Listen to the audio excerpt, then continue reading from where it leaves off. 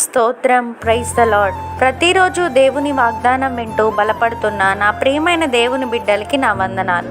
ఈ ఉదయకాలమున పరిశుద్ధాత్మ దేవుడు మనతో మాట్లాడుతున్న వాగ్దానం ఇదే. హెబ్రీయులకు రాసిన పత్రిక 4వ అధ్యాయం 13వ వచనం. మరియు ఆయన దృష్టికి కనబడని సృష్టము ఏదీయూ లేదు. మనం ఎవరికి లెక్క ఒప్పచెప్పవలసి ఉన్నదో ఆ దేవుని కన్నులకు సమస్తమును మరుగులేక తేటగా ఉన్నది. Amen. Verse of the day, Hebrews chapter 4 verse 13. And no creature is hidden from his sight, but all are naked and exposed to the eyes of him to whom we must give account. Amen. సమస్త జ్ఞానమునకు మించిన దేవుని సమాధానం యేసుక్రీస్తు వలన మీ హృదయములకును తలంపులకును కావలి ఉండునుగాక. Amen. Put God first in your life, then you will bless with abundant blessings. Amen.